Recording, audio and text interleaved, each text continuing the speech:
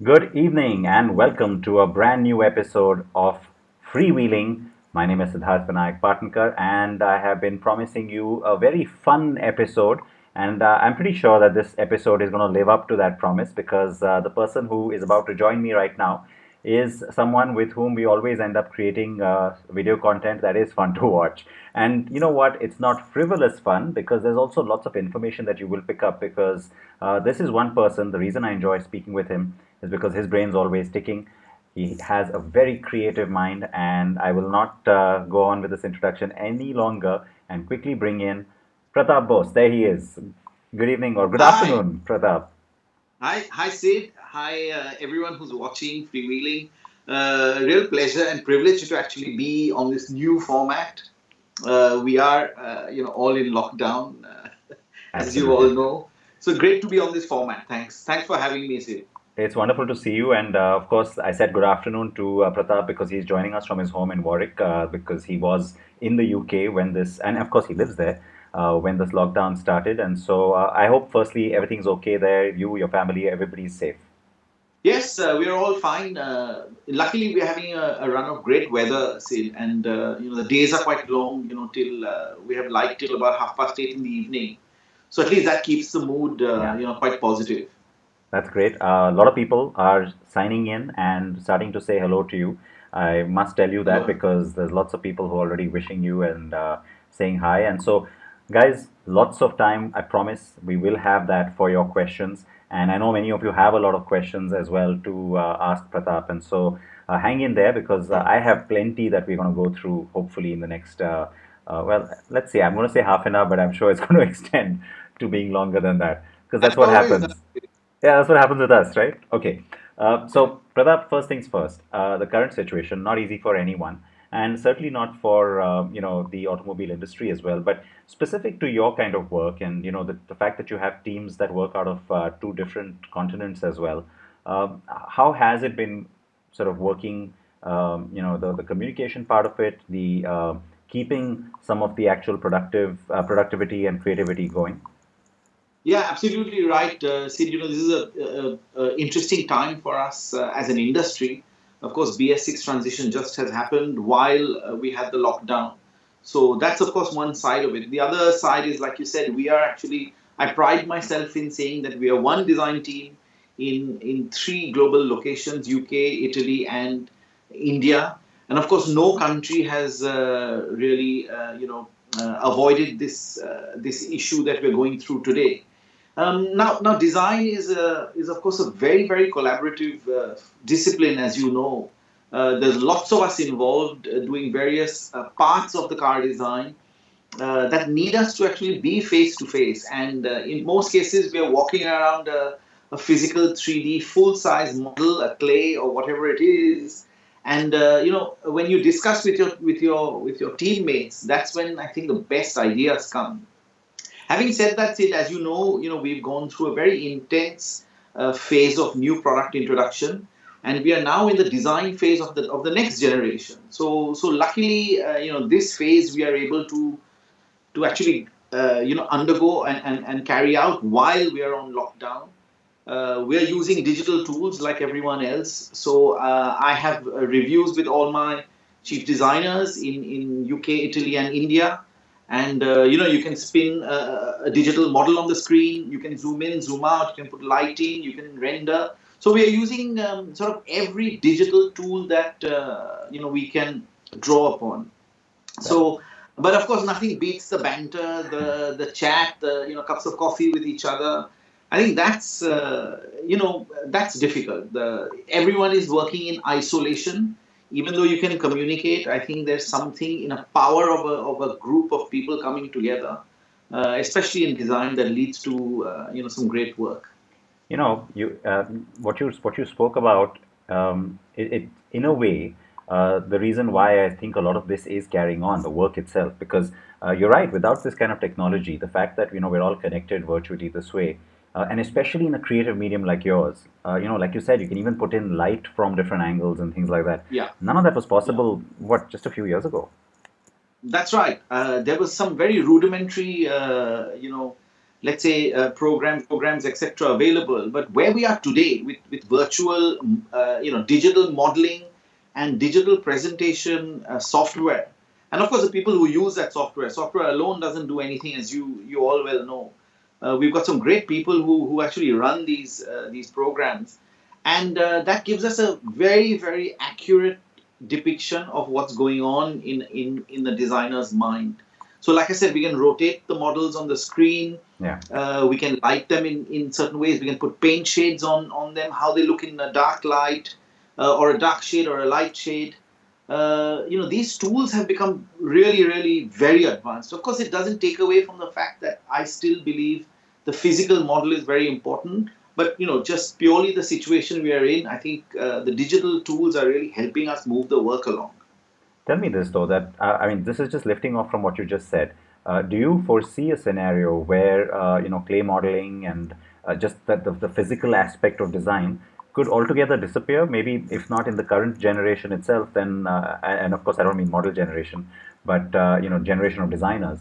But the up and coming designers, the guys who are now joining the trade, who are interning or at entry positions in your teams, uh, by the time they get to where you are, or am I just reading too much into it and there's nothing like a clay model at the end of the day?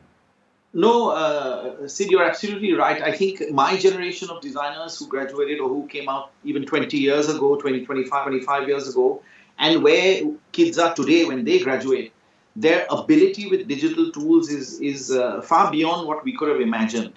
So what we saw earlier is that when you made a digital model and then you, let's say, you milled a full-size clay, the gap used to be very big. What you perceived on the screen and what you saw in full size, that gap used to be huge. Now that's reducing. I think the younger generation of designers are able to think already in 3D. They're able to visualize already what the product will look like in full size. And now when we go from digital to physical, that gap is definitely reducing. But what the physical model does is, see, beyond just for the designers.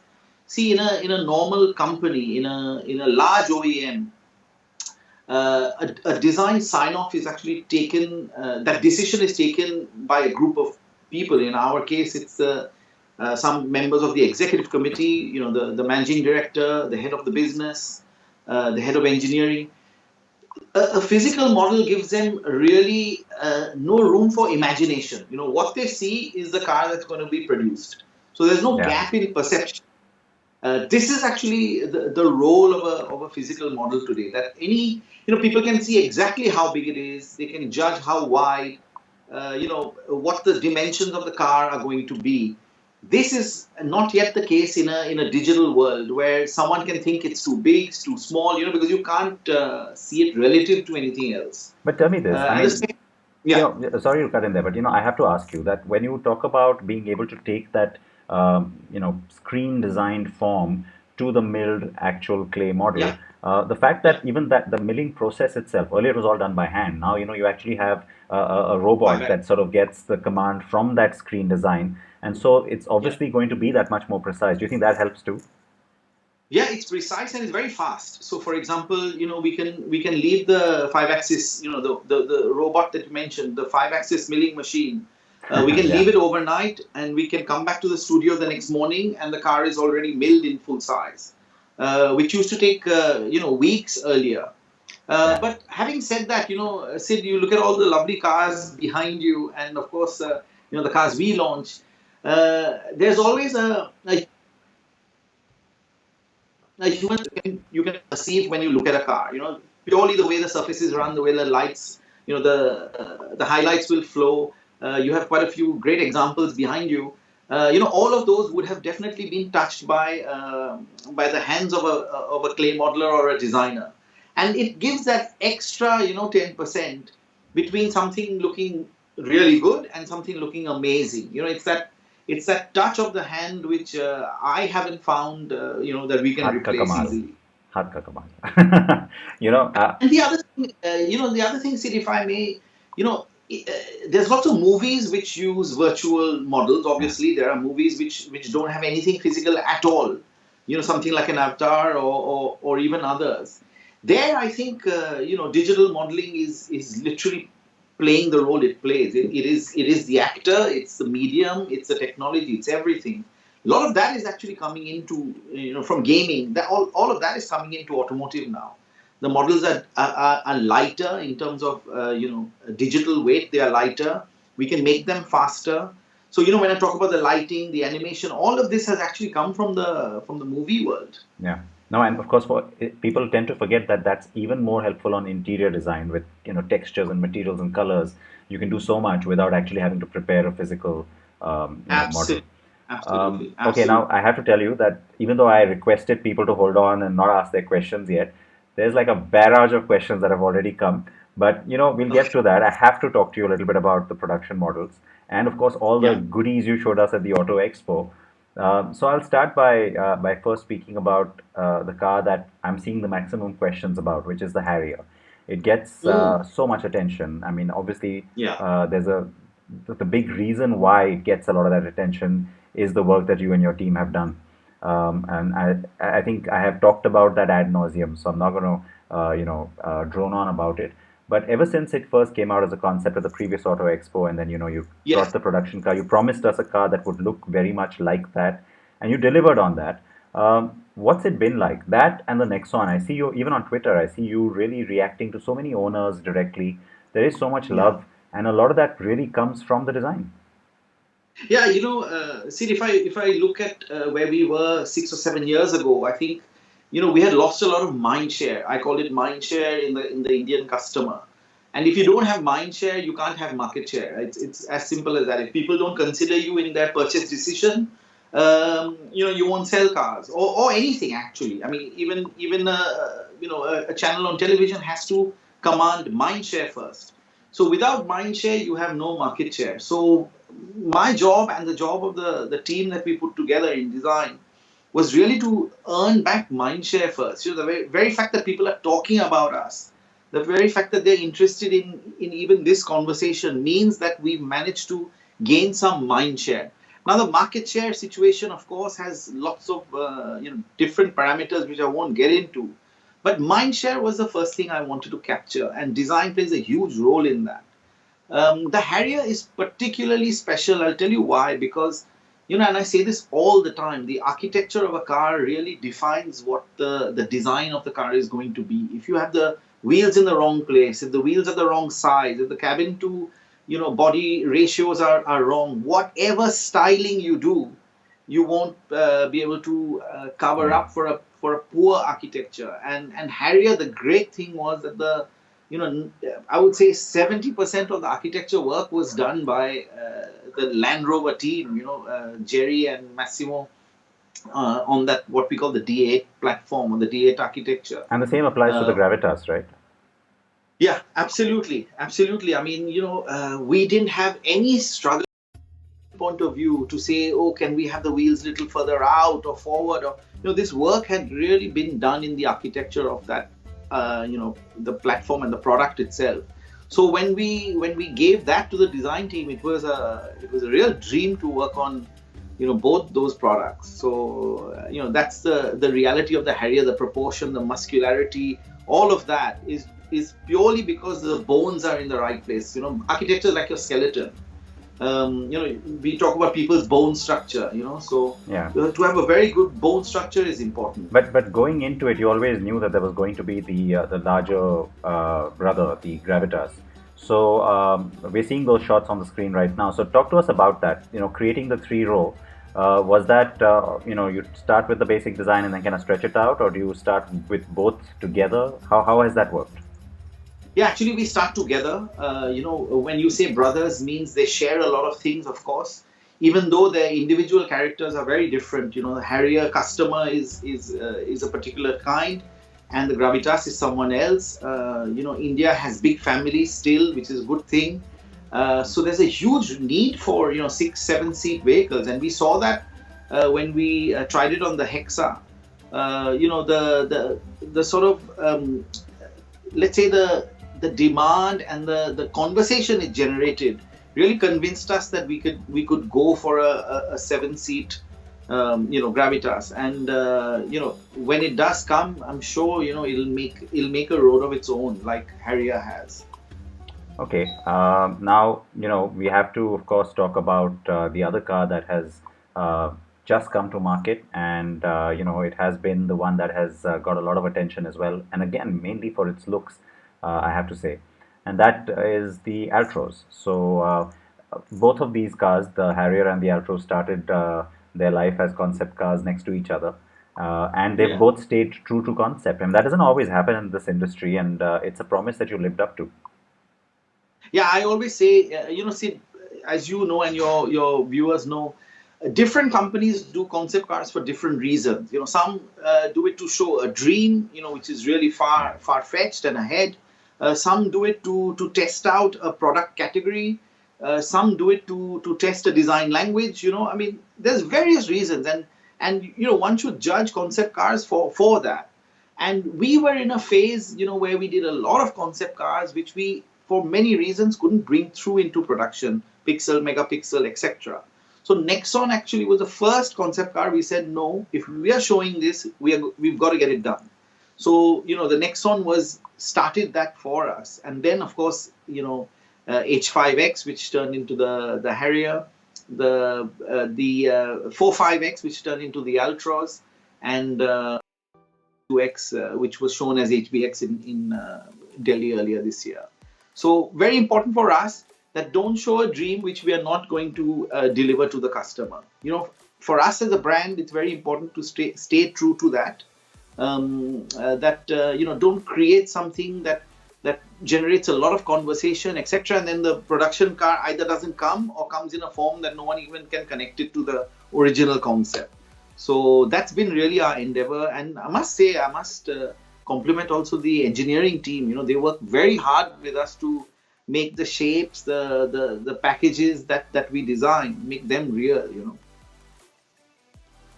What part of the Altroz, bringing it from design or concept stage to production, physically on the car, on the exterior, let's say, what part was the toughest to achieve?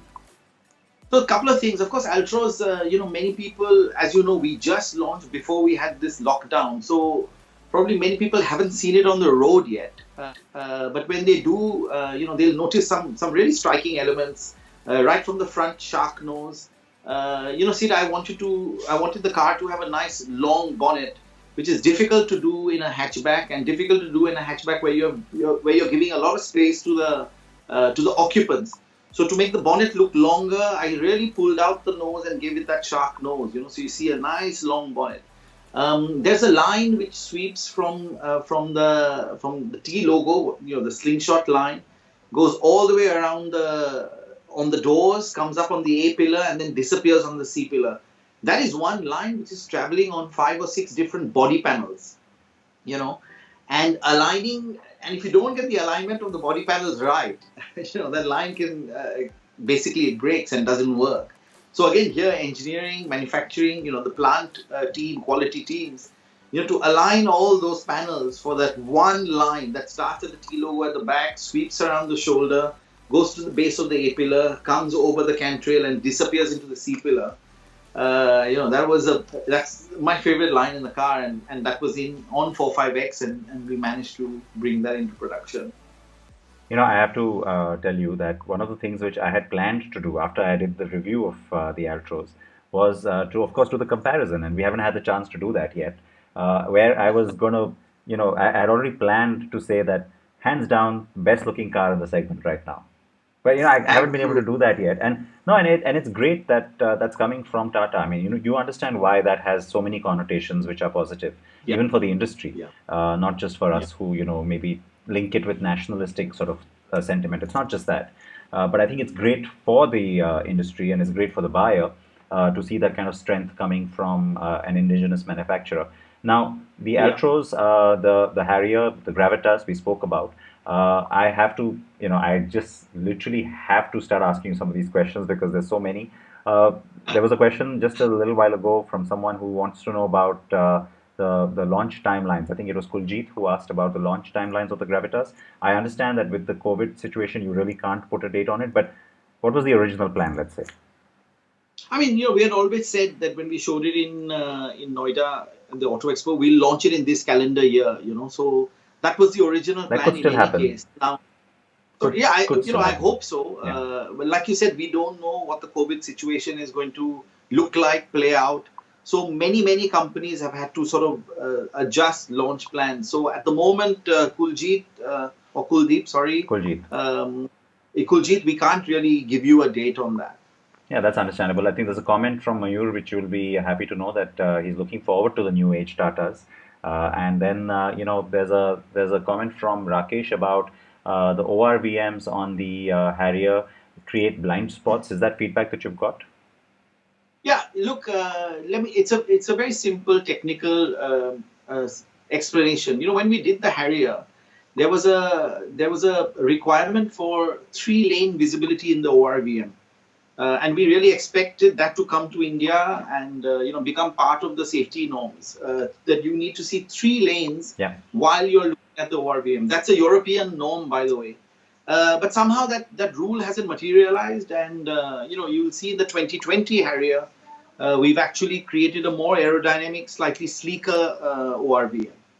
And that takes care of some of So very this. much, feedback taken, accepted, and of course acted upon. All right, that's great. And I have to say that safety itself, the fact that Tata has become the flag bearer for safety in terms of all the new vehicles that you're doing. Talk to us about how integrating that has to be at the core of everything that starts, even the design. Yeah, see, we really don't make at any stage of the process a compromise on safety. For us, safety is really built into the architecture of the cars itself. The load parts, all of that, all the great work the engineers do. The structure of the body. Are we going to laser braze? Are we going to spot well? There's lots of decisions around the body structure. And then, of course, you have to, yes, safety is looked upon in two ways. One is before the crash happens, and one is after the crash happens. And after the crash happens, all our new Tata cars are perhaps the safest place to be. Unfortunately, even when a crash happens, it's one of the safest places to be. And not only for the occupants, all our cars, including the 2020 Tiago, Tigor, Nexon, they're all also completely compliant with the pedestrian safety norms. This is very important. When the car hits a pedestrian, at a certain point in his leg, the pedestrian gets thrown onto the car. And you have to therefore design some surfaces on that car, on the bonnet, on the glass, in a certain way, which can dictate in many ways. It can dictate the height of the bonnet itself, etc. But we never compromise for that. I don't say that, I wish the bonnet could have been lower. No, it is where it is because of a certain reason, which is a pedestrian. This could be you, me, it could be one of our loved ones. And we think of safety that way, that if this could have been you or me in that crash, what would that feel like? So you don't So find it's it a very important. constraint. You don't think of it as a Sorry. constraint, or you don't think, oh, it's too bad I have to think about all these different things. No, sir, I think the larger picture is just far too important. India does not have a good record on safety. It's not one of the numbers we can and should be proud about. And if there's anything we can do as designers and as a company to sort of bring that number down, we all talk about bringing numbers down nowadays. Yeah. But if we can bring those numbers down, that's our small contribution to I think safety in India and in general. Now I'm going to end up jumping all over the place because of the kind of questions that I'm seeing. I'm trying very hard to scroll through all of them. There was a question which says number 2, so I'm guessing there was a first question. But Ankur has talked about a DCT coming on the Nexon. AMT doesn't do it justice. Now, before you answer that, because I know this is more of an engineering question, the layer I'd like to add to that is what kind of dialogue do you have? Because when you create a product that is very modern, very sexy and stylish, you also want it to be embellished with all the cooler tech and the better product line. And sometimes, of course, it's a function of budget of the segment that you're operating in, and so marketing, Yes. engineering obviously have their say. But do you have that kind of dialogue saying, hey, look, something like the Nexon, I would like a little bit more sophistication even in the drivetrain? Yeah, we always do that. Look, if the design, the exterior of a car has to live up to the performance, And and vice also the other way versa. around. Yeah. You look. You look at a Ferrari, you are promised some performance by what the car looks like. So we have the similar issue with Nexon, with Altroz. They are very dynamic, very let's say agile looking cars, and therefore the powertrain engineers work very very hard to try and match that visual promise of a car. This could be any car. So if a car looks tough and capable, then that engine and the lower end torque has to be able to deliver that. If you're talking about a car like the Altroz, which is primarily an urban hatchback, premium urban hatchback, there are some expectations that the look of the car creates. So we work, yes, very closely with our powertrain teams to try and balance that. But like you said, see, you always have to keep in mind the mass of the customer in a particular segment. What they are buying, what's affordable, what's accessible. I think, and the other mistake that a lot of people make is that they throw a lot of terms at you. GCT, AMT, torque converter. See, I think instead of getting into that, you should sit in the car and really experience it for yourself. Does it really meet your expectations? Yeah, okay. Forget about if it's GCT or if it's AMT or whatever. Does it give you the performance it promises and you expect? So I would rather ask people to look at technology in that way. Does it do the job you want it to do? Forget about the name. Forget about the so many BHP and this, that, and the other. What will make sense to you on a daily basis will be how the car performs when you're driving it. Okay, and one of the things that always happens on these chats is that when we start talking about a particular thing, and especially if there are visuals, so we had the Altroz visuals some time ago, so there are lots of Altroz questions that I've missed. I will take one that is a question I had planned to ask you anyway. Tata is missing from many segments, but one particular segment which we've talked about in the past, and by we I mean me and the management and you yourself and I have had this conversation, is the whole compact sedan space, where you haven't had a premium product for a while. Never mind the Prima concept, was it, or the Prima concept long ago, and then of course you showed a concept last year at Geneva, which we'll talk about in a second. But the question, let me not drone on. Deepak has asked this question: Can we expect an Altroz sedan anytime soon? Wow. So, see, when you say compact sedan, I'm thinking of a sub 4 meter. Is that what you mean? No, that would be subcompact in my parlance. So I mean, so that would be the Tigor anyway. For me, it's the one that sits above that. The one which sits above, yeah. So, of course, we look at a lot of segments. We look at also their movement. Are there some structural movements? And, see, globally, I mean, this doesn't answer the question, of course, but globally, if I can say, the sedan, huge part of the sedan market has actually moved into SUVs. And, this is true in India, right from the subcompact SUVs all the way to the full sizers. The SUV is really where aspiration lies. That's really where people have moved. So we as a company always look at segments in what is their structural movement? Are they growing? Are they reducing? And B, can we bring something new and exciting? So I don't think it's a question of playing in every segment, because then you're spreading yourself too thin. It's better to choose a few segments where you can have a strong growth and you can bring a great product. I accept your logic about the space in general. I do. I mean, I can see that the fastest growing segments even in our market here are of course all SUV segments, and that compact sedan space hasn't really grown, but it's still a substantial volume. You look at cars like the City and the Ciaz. It's still a very large and popular segment. Are you ruling that out then for the Altroz, or is that something that's maybe on the cards? No, of course, I'm not ruling it out. Family, not the Altroz. We keep looking at segments. Some of the examples you took, but I'd just like to point out, some of these examples are actually present in more markets than India. Yeah. So even if the Indian market is small, the overall market for that particular manufacturer might make sense. Currently we are obviously India based. That's where our center of gravity is in terms of the market. So we see other areas which are growing faster, and we choose to invest time, money, effort. See, every company can do a finite number of things.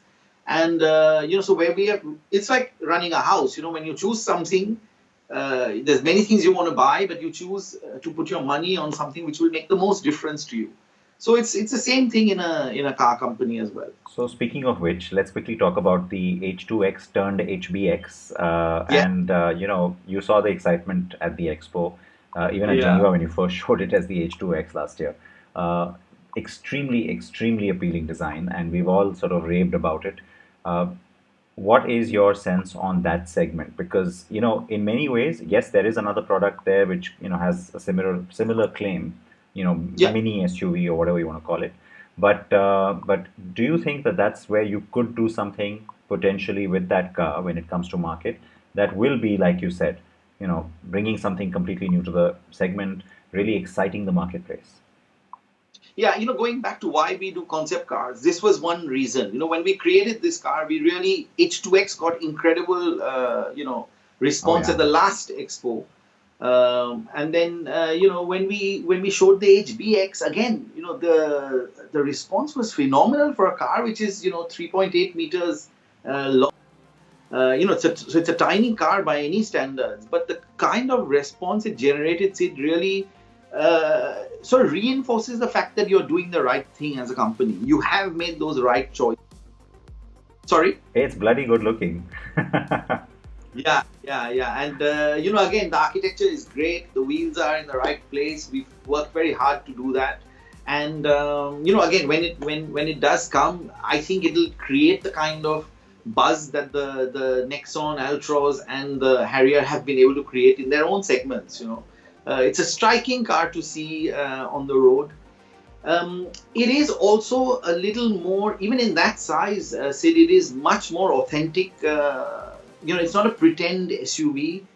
This is not a hatchback which has got some steroids and some cladding. This is really, built tough like that. And we have shown a little rhinoceros, which is a born tough.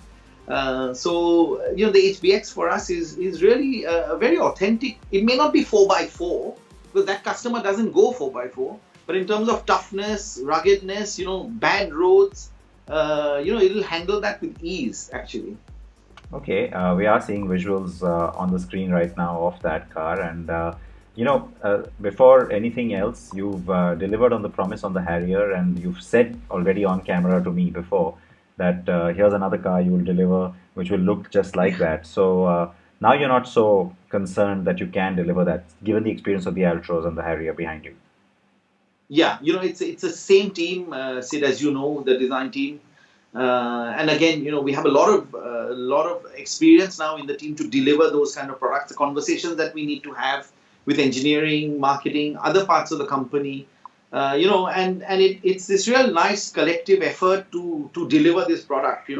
There's a lot more than design and designers involved in bringing a product to market, Sure. and I mentioned some of them. The manufacturing team, the stampability. We really wanted some nice wide wheel arches, Again, to get the depth of draw in a piece of steel, you have to have a lot of conversation, So this is not easy, and still maintain the sharpness of the creases that you see on the body, because otherwise. It's exactly people like you and the customer who look at the final car and say, God, that looks like a lump of soap, if it's not tight and crisp. So I give a lot of credit to our manufacturing guys as well. But tell me, come to this point now, and it's like the elephant in the room when you're talking about the Harrier. There have been certain issues with the car, and a lot of that has got, I think, covered quite well. There's lots of people asking questions about some of the shortcomings and some of the issues that did come up with the previous pre-facelift model, if I want to call it that, or the original launched model. Yeah, How much of that learning do you then take back? And this is again not just based on what obviously the engineering guys would do as a matter of course, but now that you're yeah. also exposed to a lot more of it, social media, you pick up so much from actual customers. A lot of them are asking questions today. How do you address that whole point about being able to firstly go back and fix some of that, but also make sure that it doesn't creep into the newer products that are coming? Yeah, yeah, absolutely. I mean, one of the big ones was the sunroof. Yeah. If I'm honest, the boom of sunroofs that India has seen, and I still Inexplicably. really can't understand why. Yeah. But sunroof is, for example, one of the things which we've introduced in the 2020. But going forward, now, I doubt we'll ever do a car without a sunroof, you know. So those are some of the learnings. And I think, every company has this feedback loop. And I think, with social media, the feedback loop is much more immediate. It's much more, it's much more granular. It's much more focused. Earlier, 5 or 7 years ago, someone would write a letter which would go to the MD or whatever, Mr. Today Tata on even. social media, someone can point out, look, you're missing a sunroof, and then 100 people write about it. It really makes us notice. So we take this sort of feedback, of course, very, very seriously. And we bring it into every model year change, which is a continuous development process. But yeah, going forward in new products, like I said, I don't think some of these features we would not have, so that's important. Yeah. No, but stuff like, I know that there were some people who had issues with NVH, for example. There was some talk about the infotainment system. How much of that have you actually been able to address in the 2020 Harrier? Yeah, like I said, Sid, we all our launches, we launched in January this entire range, and then we got hit very hard by this current lockdown. So a lot of people have not experienced the 5 or 6 new products we've launched. So all I would say to all the people listening and watching is that as soon as this lockdown opens, please go and experience these new products for yourself. And because very few journalists even have had a chance to really look at these products, compare them. One of them. You said so yourself. Yeah, you're one of them. And so there's not enough information out there because we literally didn't get the time for people to experience it.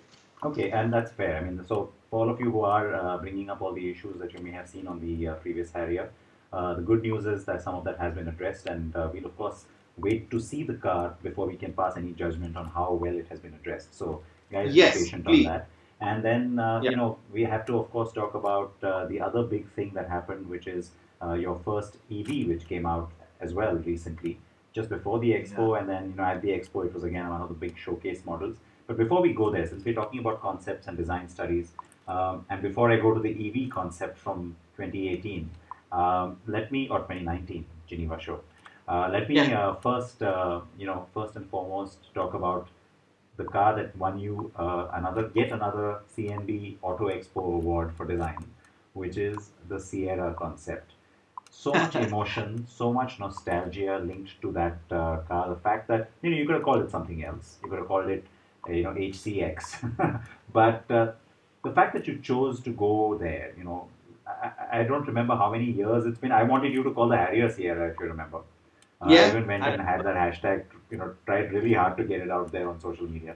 So, given that baggage, the fact that that brings its own pressure, and then, all of this positive emotion and nostalgia, what compelled you to call it Sierra, and when did you decide that it has to be the Sierra at the design stage? So a couple of things, we spoke about social media. So a lot of people, and including yourself, a lot of people said, bring back the Sierra, bring back the Sierra. Where's the next gen Sierra? And to be very honest with you, we weren't really thinking about it, because we were doing other things, as you know, Harrier, Altroz, all of that. And but this real groundswell of bring the Sierra back was huge, too strong for us to let's say to ignore. The other thing is, we are a 22-year-old car company. We may be a older automotive company and locomotive company. We don't have the kind of history that all the cars sitting behind you. They all come from at least 100 years of car making. So they've got a huge history of names, of products, of brands, of nameplates. And then we said, look, Sierra is one of those strong nameplates that we have. It's in our short but important history as a car maker.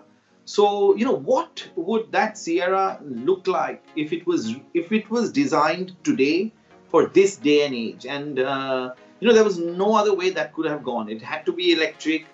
It had to have the visual strength of the original one. And of course, the daylight opening on the side, which is so iconic. It's its signature, mark, or the signature design element. The wraparound rear glass, or side rear glass.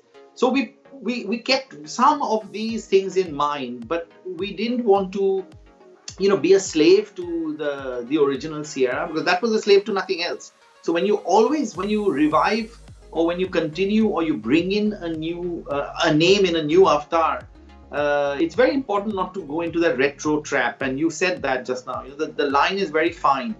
That you can go very wrong, or you can get it right. And in our case, we carried that spirit of the original Sierra, which was pioneering. I mean, they did stuff that very few people have the guts to do even now. Oh, absolutely. And which is probably why it stays in people's minds. Let me quickly sort Yeah. of jump in there, because Yeah. people asking so many related questions. Lots of people saying just launch this car now. That's one. But there's a question from Supreet which says, is there a chance of an SUV below the Harrier and above the Nexon?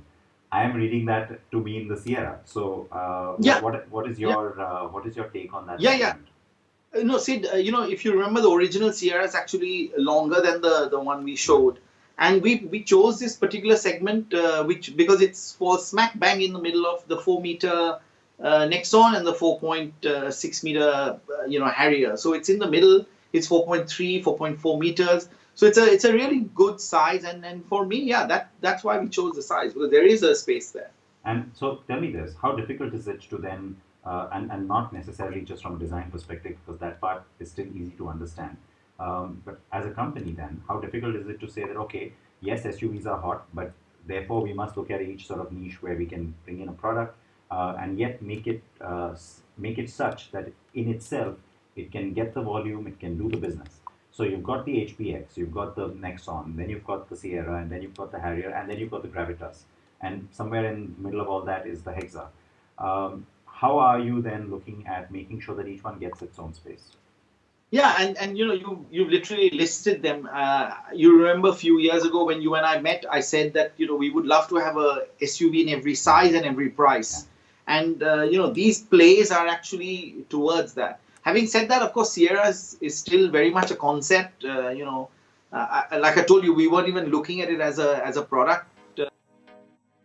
Now it's obviously under some consideration, because the kind of response it generated. But it was very, very much a concept car. That's the second reason why you do a concept car, is you bring something out there you really want to test, because a name like that, you can't go wrong. It's like the Defender, that they just launched. JLR just launched a few months back.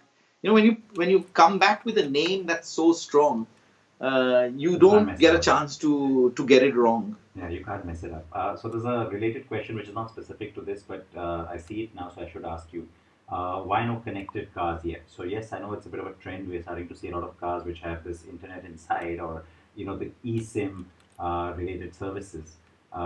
Yes, you have a lot of connectivity in your cars right now, but Yes. is that something that you're Yes. considering? Yeah, yeah, of course. I mean, we have to keep in step with the technology. Of course, IT and connected technology, see, it moves much faster than any product program. And but if you see what we do have, I mean, for example, we brought the navigation system called What Three Words into India. It's on the Nexon. It describes a 3 by 3 meter square of space anywhere in the world with 3 words. So, there's nothing like that in India at all, and very few car companies globally. So it's not about, again, not about just throwing tech for the sake of it. The technology has got to do something for you. It's really got to work to make your life a little better, easier, convenient, whatever it is. So we choose our technologies carefully, and we'll continue doing that. But rest assured, I mean, we don't want to be left behind, but we won't do a blind running behind technology. Okay, The that's great. largest screen and the largest this and the largest that. There has to be a trade-off between what makes sense and following it blindly. Okay, now as I can see, we have already gone way ahead of the time I had thought we would be at this time. So hang in there with me, because one of the things I have to do is, of course, talk about the contest that we have for all Oh, of our viewers. So a quick okay. reminder then for those who don't know about it, here's what our contest is all about. Log on to carandbike.com/freewheeling and answer a simple question. 3 lucky winners win a 2-night 3-day stay at any domestic Club Mahindra resort. Not just that, at the end of the month, all correct entries are eligible for the grand prize of an all-expense paid 3-night 4-day trip to Dubai or Singapore. So, keep freewheeling. Terms and conditions apply. Okay, so that is our contest, and for those of you who saw that, I do have the first question coming up. But remember that all you have to do is to go on to carandbike.com/freewheeling, and well, that's about it. And you can win those prizes as you saw there. So let me pull up those questions for you. And in the meanwhile, remember that it's all going to be related today to Tata Motors, no doubt. I mean, there's kind of obvious, I suppose. So let me find those questions for you now. That's what happens when you have them on your phone and you can't seem to find them. But considering I'm the one who wrote them down, I should remember them. But Pratap, the good thing about doing this kind of thing live is that sometimes you get some nice live bloopers as well. But all right, I've got the questions now. So the first question. You can in the edit. There is no edit. Yeah. Exactly. First question then. The Tata Altroz is based on what concept car? Your 3 options are the Tata H4X, sorry, the Tata 45X, or the Tata Elegante or Elegant or Elegant. I don't know how that was pronounced. That concept name. So the question again: the Tata Altroz is based on what concept car? The Tata H4X, the Tata 45X, or the Tata Elegante, and that's where you go. And by the way, am I allowed to answer this question? I don't think there's any prizes for guessing what the answer to your question is. I can't answer this question and win that holiday. I think you'd have an inherent advantage, don't you? Yeah, I agree. Okay, that was a fairly easy one, though. In any case, so I'm not too worried about people getting that one or not getting that one.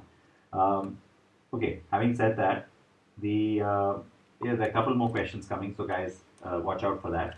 Pratap, I simply cannot talk about the Sierra and then not talk about the Safari. So many people want that to come back. Now, you did show a little hint of that when you called the Hexa Safari concept that, but edition, yeah, or the edition, not the concept. But the nameplate, it has a legion of followers. There's still a lot of people who would love to see another Tata Safari. Do you close the door on that? No, of course not. I think like I said, wherever we play, in whatever segment we play, we really want to be a strong player. We want that segment to grow. See, a car program is a very, very capital intensive project. Running 4 or 5 years. Thousands of people involved, many, many hundreds of crores of rupees. So we have to consider all our decisions very carefully. And like I said, it's like running your own house. You sometimes prioritize things accordingly.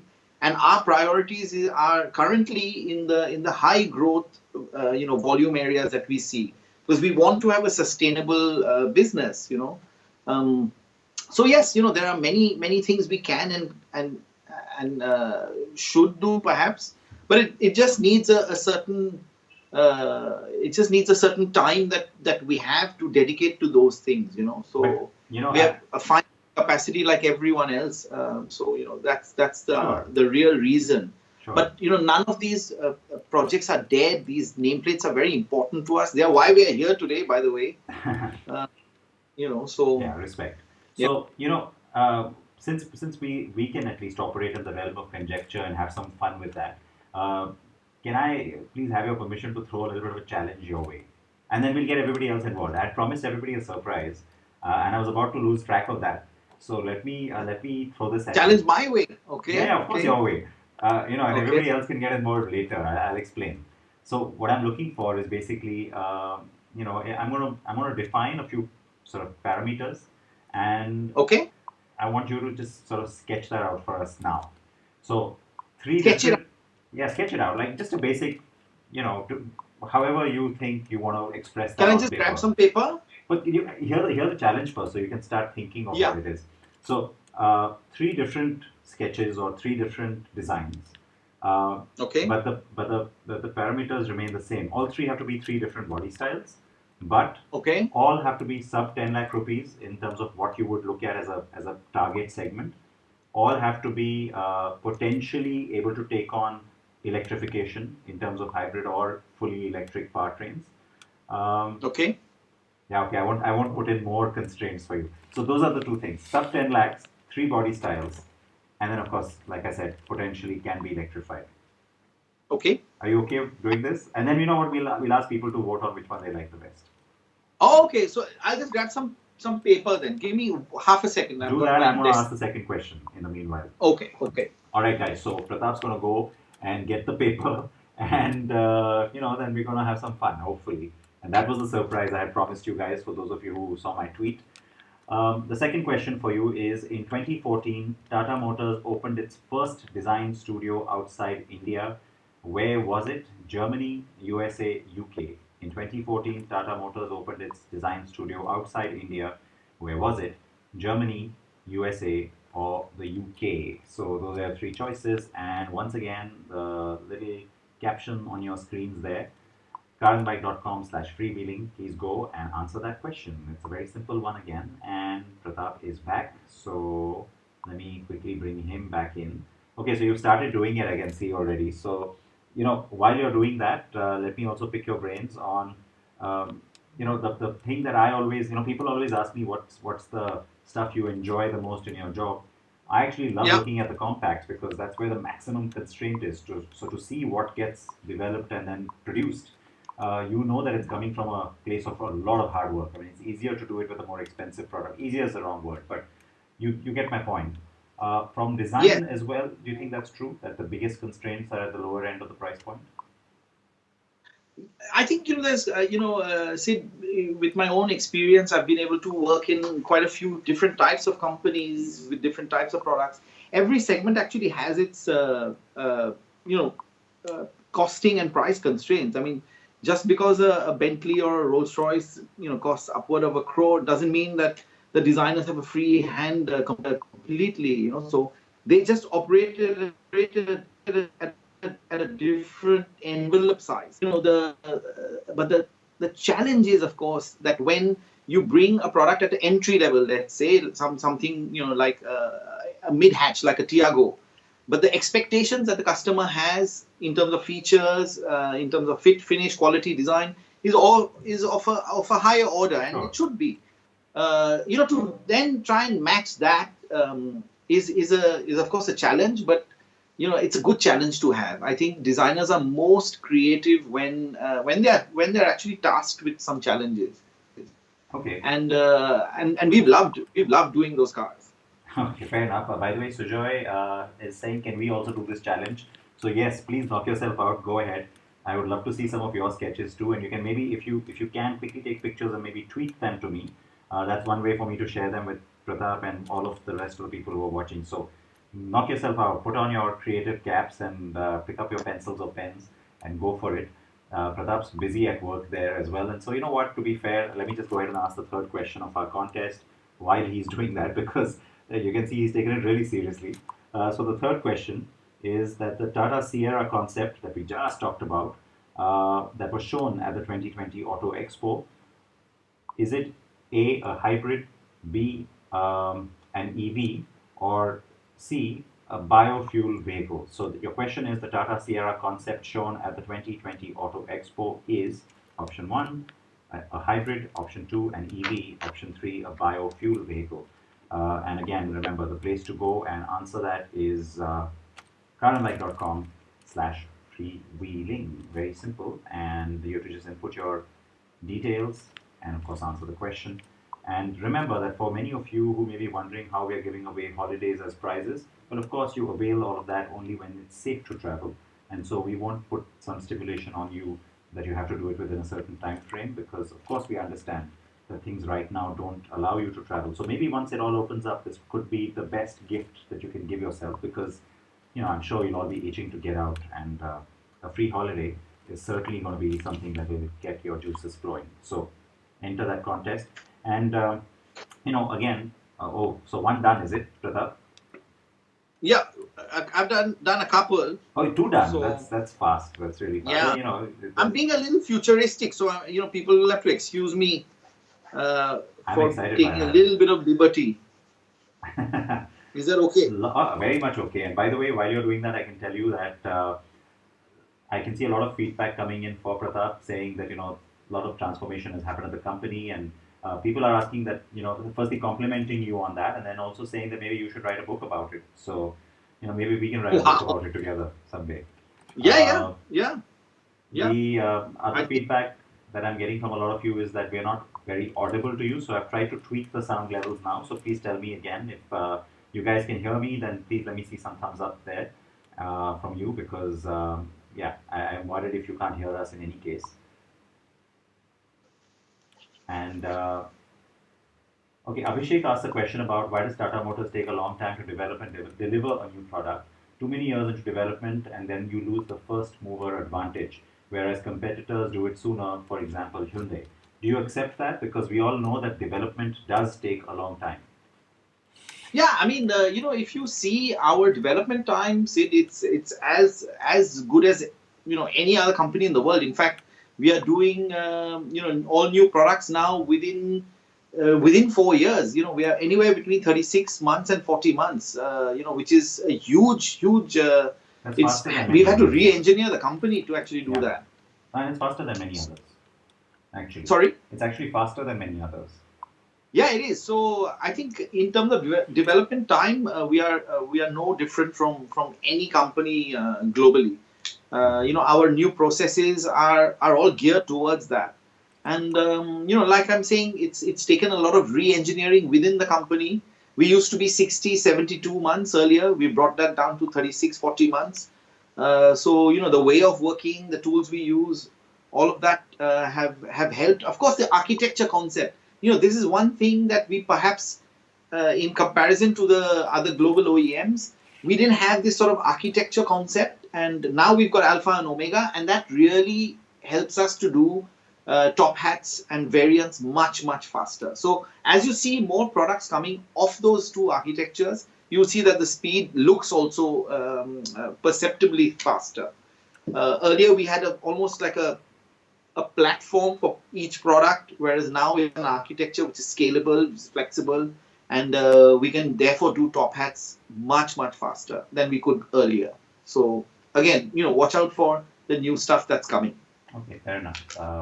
While Pratap finishes or puts finishing touches then on those sketches, I'm going to play out another video for you guys, and then we'll talk about that with him as well, because for me, this was one of those times when a lot of things, it wasn't just the direction change, but it was also a sort of a complete mission change that we started to see at Tata. Something that had started with perhaps the Tiago, you could argue, but this particular car in many ways defined that yet in much more concrete fashion. Take a look.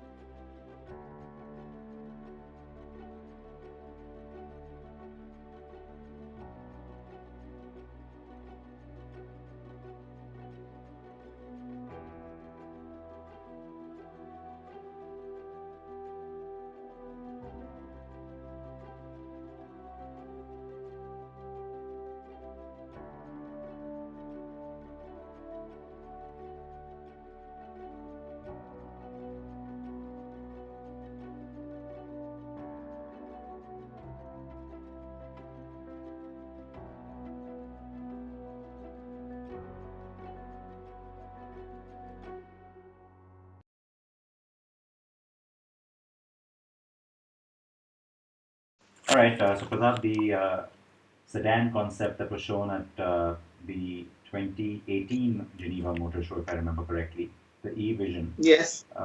It pointed to a new design language of sorts, so it was a continuation of your already revealed design language, and then of course electrification. Why was that car important to Tata? Because we saw we saw Chandra and we saw Mr. Tata and yourself and everybody else, Gunter, flanking the car there, and you can tell that that was a really important moment for the company. So that was yes, it's a turning point for us. We were already planning an electric car division or an electric business unit, which you saw happening subsequently. And we felt that we didn't have a design language actually for EVs at all. And I think EVs deserve a design language, or at least some treatments of their own, which distinguish them from the regular ICE engine or the ICE cars. So the Vision Sedan was actually, for us to imagine what elements would go into any EV that we did. And you would have noticed that, the Nexon, or the color that we brought to Vision Sedan, this beautiful teal, which is not green, not blue. I mean, our color designers came up with a stunning color. We said that we don't want an EV to be white, because an EV is not a refrigerator. There's an overwhelming number of white color EVs. I don't know why. Just because you want an EV, you don't have preference of color. That didn't sort of compute in my head. So the designers came up with this beautiful peacock-inspired, blue, green, teal. But we did it on the show car, and then everyone liked it. And then suddenly, we were like, okay, Nexon has to have this same color. And so the production design team really worked hard with our suppliers to get that color into production. And again, the Nexon EV carries that color as a signature color. Electric blue accents. The interior has this light, leather seats. So a lot of design treatment, I would say, from the Vision Sedan has actually come into the Nexon EV. And of course, Altroz we've shown as a concept as well, even in Delhi. Beautiful elements from their original vision. So we're seeing actually the Nexon EV in that color on our screens right now. And so I can see what you mean about bringing exactly that to life. Yes. And, there's a lot of hard work and technology gone behind that to achieve this color. Again, we were the highest selling EV in March, notwithstanding, that we lost time because of the lockdown. But still, I think we sold, close to 200 EVs, Nexon EVs. That's really encouraging. Again, I'm looking forward to this opening of the lockdown, because people can really see and experience our new cars. A lot of people are like leaving the movie halfway, Yeah, it is. And, by the way, I must say a lot of people are very amused by your refrigerator comment. We're getting a lot of people talking about that. And for all of you who are going on telling me about the Harrier 2019, I know I've missed a lot of your questions at the top. We did talk about some of that. I don't know if you've missed that too. But I have to try and obviously fit in all these various topics. And so, yes, I think there was an admission that there were issues which have been addressed. And the 2020 version of the car now does not have most of that. So, I think you need to be patient and wait and see what that looks like. Having said that, there are questions also. Again, I missed who that was from, but I saw some time ago a question about what kind of design schools people should go to if they want to pursue a career in automotive design. Are government schools also good for this? Should they necessarily be only going abroad? No, I mean, government schools. I myself went to a government, institute, National Institute of Design in Ahmedabad. There's IIT, who has a course as well. And then, of course, there's the privates. There's MIT, there's DY Patil. So there are some good colleges out there. But yeah, do it only if you're really, really serious about the career, because it's a very, very competitive career. Yeah. Very few will actually get into a car design studio. I, in fact, feel there are far too many designers coming out of design colleges and not enough jobs. So this is an area, if you want to get into, you have to do it. You have to be ready to work really, really hard. You have to really love doing it. Don't do it because you see someone is successful at it. That shouldn't be your sort of driving force. But yes, there are some very good colleges in India. And then I would recommend to do a master's abroad, because we don't have, maybe that level of master's education in car design in India. You can go to Coventry University. You can go to Royal College of Art, where I myself went. You can go to Art Center, CCS in Detroit. So there are some very, very good global colleges, but I would say get a strong background or a bachelor's education in product design or in fact car design if you can in India. All right, Sanket has sent in a sketch. Now, I don't know how much of this is visible to you. Oh my God. Yeah, that's from Wow. Sanket, who has done this right now and tweeted it to me. God damn, that's so good job, really Sanket. good. That's really nice. So, And so this is the point where I should quietly go away. Like I said, I wanted to be a little futuristic, because the future is sort of what drives us, and I hope people can see. Okay, hold on. Let me That's put you full frame. Let me sort get you on of full e-hatch. So, Wow. like I said, I've kept it very futuristic. Sid, you obviously gave a sort of cost constraint. This Yes. means a car which will most probably be actually under 4 meters. I see a very nice electric urban cruiser as one segment. Urban car, Yeah. small urban car. There could be a space for that. Very futuristic, advanced looking. Of course, it won't look like this. My design team will probably be laughing now. Then I would say,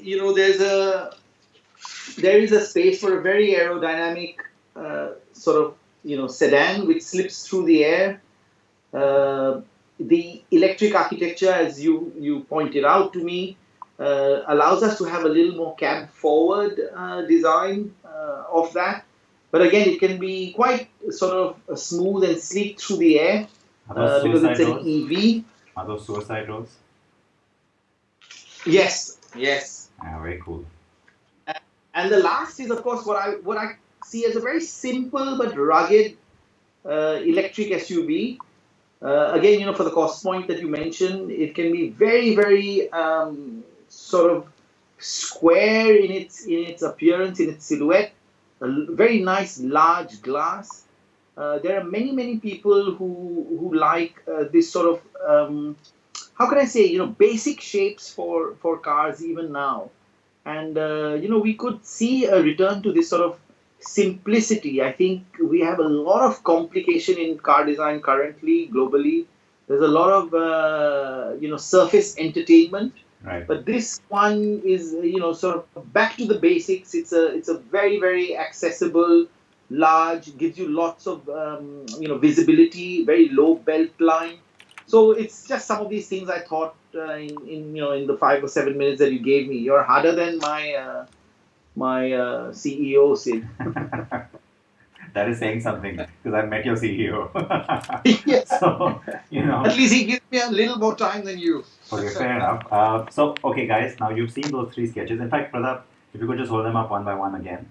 Start with the hatch, the E So hatch. this is let's say the urban electric hatch. Very funky. All right. Urban electric hatch, got it. Yeah. Put that down. This would be, let's say, the return of a sedan, but in an electric format. And you said slips through the air. I like that. Yeah, very aerodynamic. So you can see the silhouette is actually quite swoopy. Yeah. The rear wheel would also be covered, because that doesn't steer. So of course you can cover the rear wheel for aero. And the last one would be a return to a very simple, iconic mobility. Yeah. Doesn't be too complicated. It's EV because that's what you said. So all these cars sit therefore a little taller, a little higher, because I would imagine that the EV battery pack would be on the floor. But yeah, that sort of works for the kind of product as well. All right. So So these would, these would be in that sub 4 meter, I would imagine. All right. So guys, which one do you like best of those 3? You've got to quickly start telling me right now. Put in your comments and say which one you like best of these 3. That was the challenge, and he was up for it. You can see how quickly he has managed to put that down on paper, and I would love to know what you all think. And Oops. Okay, yeah, got it. So we've Okay, got the urban electric hatch, the aerodynamic electric sedan, or the urban electric SUV. So please correct. tell us which one you like best. And I'm seeing a lot of people saying great sketches, and the SUV is great. Urban electric SUV. Okay, two more votes. There's somebody who said urban electric hatch, and then we've got third one, third. Okay, So a so lot of people obviously it's the like SUV. the simple SUV. Now again, hatch, slippery sedan. Okay, number three. Nicely done. I like the SUV. That seems to be Uh, winning then. yeah, SUV. Everyone likes number three. Third one, yes. I think that's pretty unanimous, Pratap. Wow. See What what a I told shock! you. What a shock Let's and see what what a I told you surprise. about SUVs versus sedans. Yeah. So, are you heartened to to see this response? Yeah, I am. I mean, it just shows, see, the SUVs really, rule the roost. Well, There's very little one can I have say. to tell you, there are thankfully a few people who think like me because my choice was the hatch. I thought it was just Ah, yeah. wild. It was just so different, and I loved it. And so thankfully, yeah, there are a couple of people. Well, now I see a few people saying the first one, the urban EV, but the By majority the way, says SUV. I'd like to give these away as well. I'll Wow, send them to you, or we can, you can give them away just to it me. would be nice to give it away if someone wants it. That's me. I want them. I'll happily just Sure. hoard them. No, but are you suggesting yet another sort of chance for somebody to get a sketch done by you? Is that what you're saying? Because you can go ahead and ask them and throw a challenge to them. Yeah, okay. I'm up for that. So, um, okay, everyone knows we have two architectures, Alpha and Omega. I would like you to write to Sid, to say which are the first two cars on Alpha and which are the first two cars on Omega. And if you can get those right, then I can send you a sketch of any of the cars that you would like me to draw for you from our current range. Of course, I can't send you any sketches of what's the fourth car on Alpha or the third car on You can Alpha, send but that just to me. anything You can send that one just to me. anything that sorry. You can send that one just to me. The fourth car.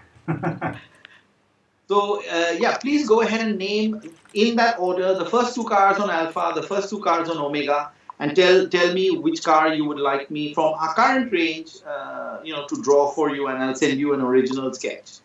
Signed by Pratap. That's exciting stuff, guys. And this was totally, off the cuff. And so thank you, Pratap, for doing that. It's very sporting of you. And, No problem. please go ahead and answer on Twitter. Please tag Pratap, tag me as well. And if Sure. if you don't tag him, I'm definitely going to bring him into that conversation.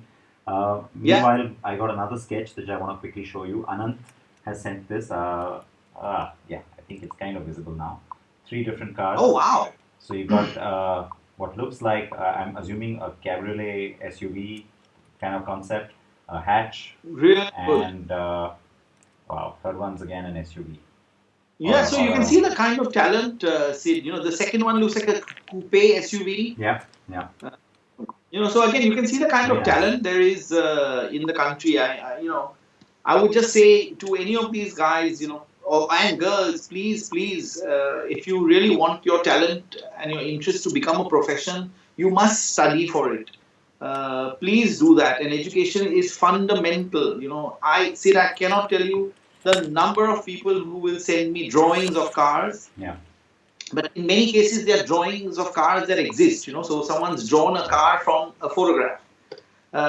So just because you can do that doesn't mean you can design a car from scratch. So I would really, recommend an Going to education school if you for it. Yeah. can do it. Okay, so a lot of people are already answering that question here. So those are names that I'm just seeing right now off the top of my head here: Ashwik, Karan, Amit, Kaushik, Ankur, Abhishek. Please go ahead and tweet the answer to us and tag Pratap so that you have a fair shot at winning this. Because I would lose track of who said what here, and that wouldn't be fair to any of you. So please to Yeah, it's me better and to put it Pratap. on Twitter. Yeah. And Yeah. that way we definitely know that you sent it in. And thank you so much for so many of you are responding to this another impromptu sort of contest. Now we've gone over an hour, by the way, and I can't believe it. This is the longest one we've done so far. But I simply cannot let you go until I introduce a very interesting thing to all of our viewers. So this is, before I can even ask what have you been up to during the lockdown, I think it's only fair to play something for all our viewers and let them judge from it.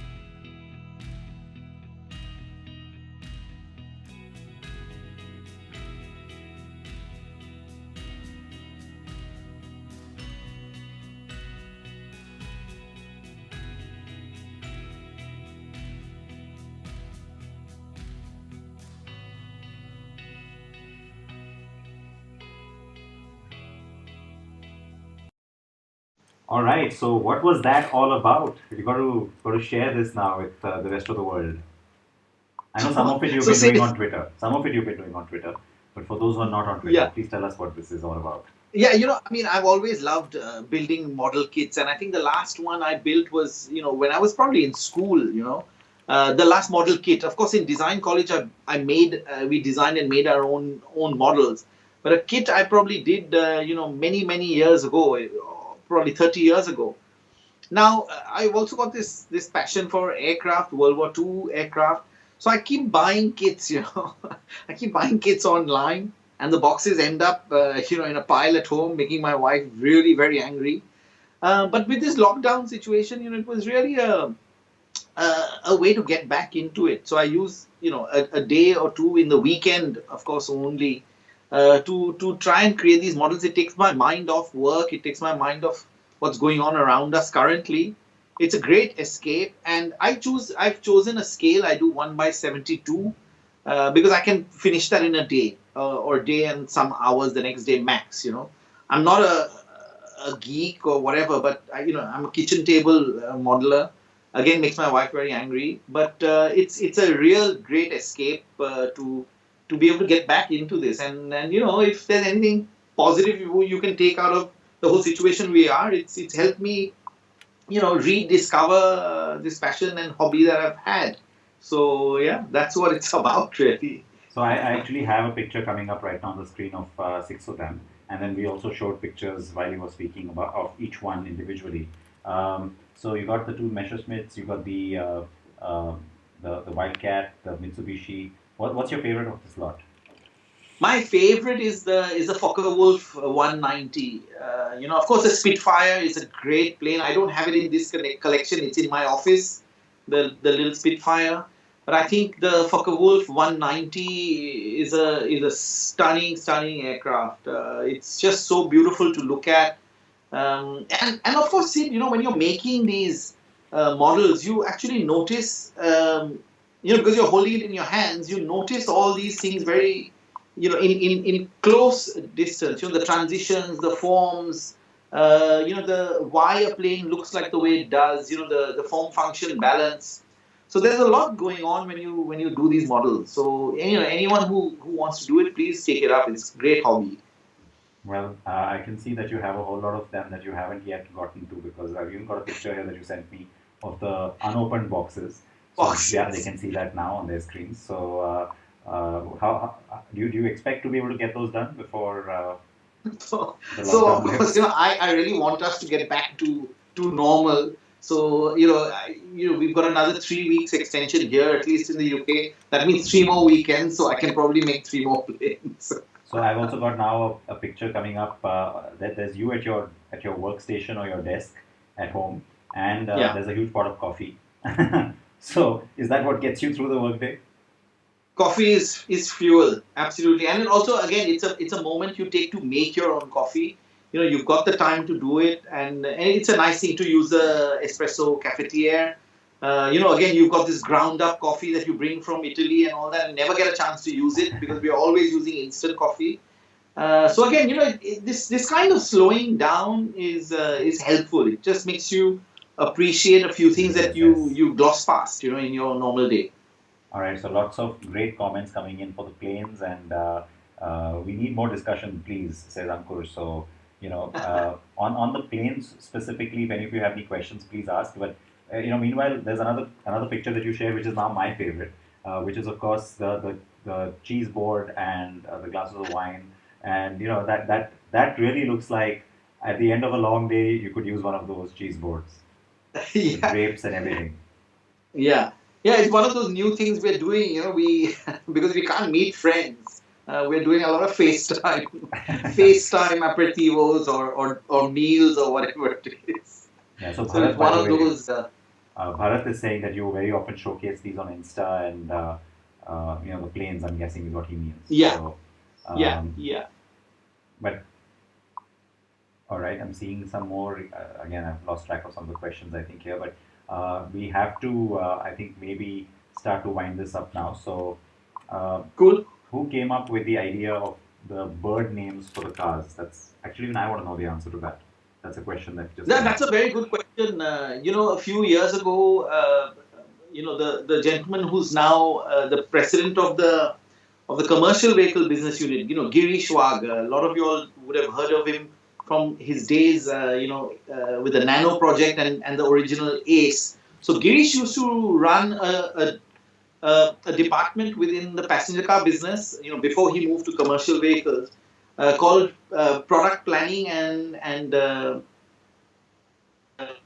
sort of, let's say, program management. It was called Triple PM, product planning and program management. And he did this. By the way, he was given that job by the late Carl Slim, Sid.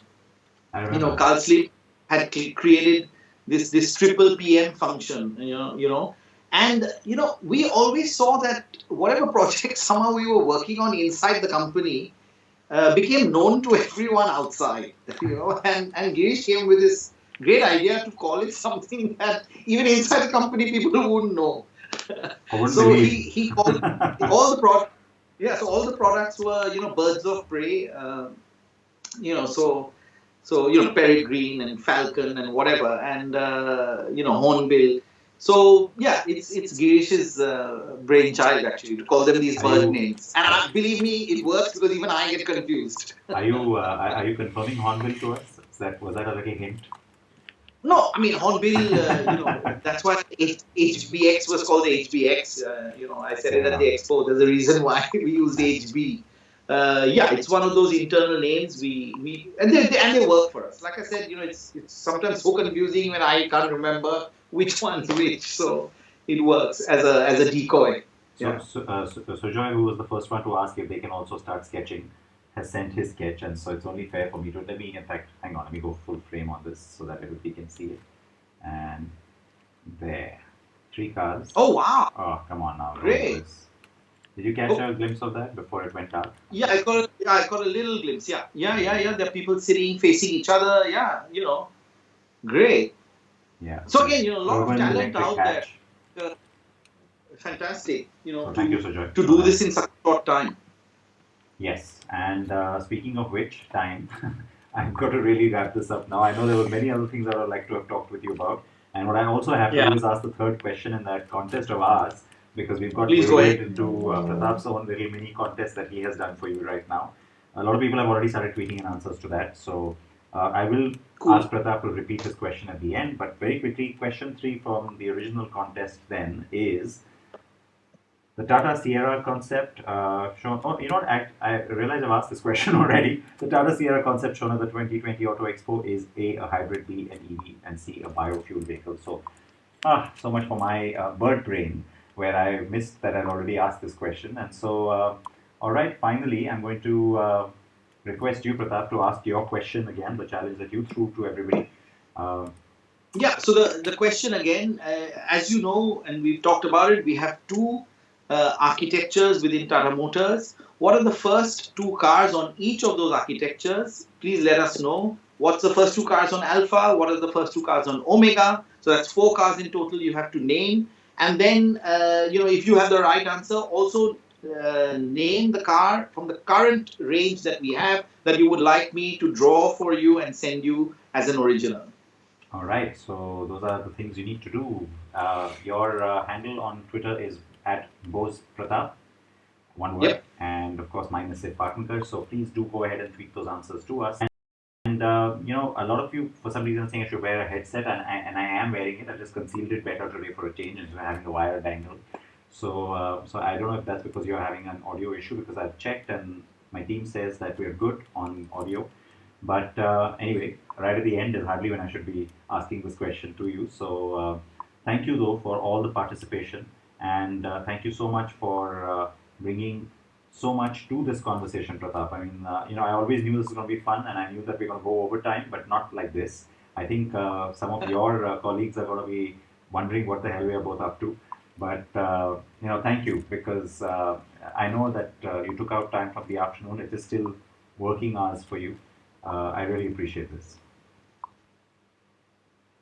Thank you so much. Thank you, Sid, always for having me. I think, I really enjoy conversations like this, which are truly freewheeling. I mean, we spoke about a lot of things today. And, again, thank you for having me and your whole team. And everyone who's watching, please stay safe, stay home. We'll get through this together. And when we do, please go and visit a Tata Motors dealership and showroom and experience all these cars for yourself and make your own judgment. That is fair, and Pratap, of course, we'll keep hitting you up for many more opportunities where we can talk and share ideas.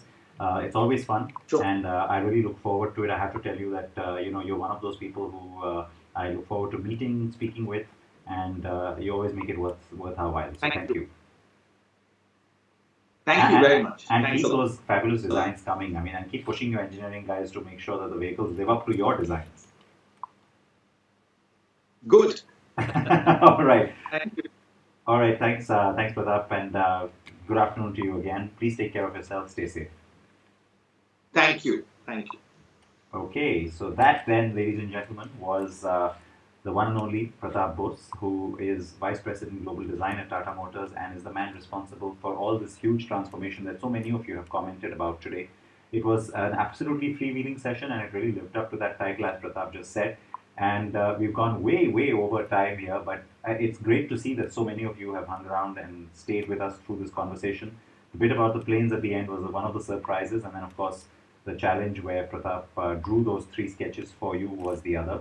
I still see many, many questions popping up, but I know I haven't been able to do justice to a lot of them, so apologies for that. But please keep freewheeling, stay safe wherever you are. If you must step out for essentials only, then please do wear your seatbelts and your helmets if you're on a 2-wheeler. So take care of yourselves and your loved ones, and bye-bye. We will have another exciting episode for you very soon. So as is customary, I must quickly tease that for you. And you know what? It's been a busy week. So this particular week, it turns out we have people lined up for you every day of the week. And so here's who we have for you tomorrow.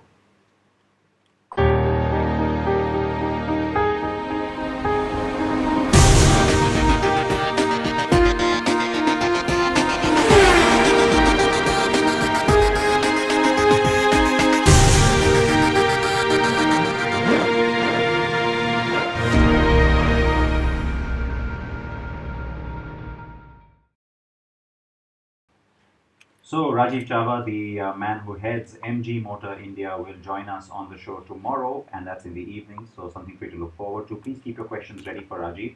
There's plenty for us to discuss in terms of the upcoming products, the delays, of course, because of the current crisis, what the whole China angle is all about. Let's not forget that MG Motor has its base in China, and so there is going to be that whole huge question mark on what happens with the association for the company, as well as even the practical side of bringing in the parts and the cars that it needs from its home base. So we'll talk about all of that with Rajiv, and I would love for all of you to join me.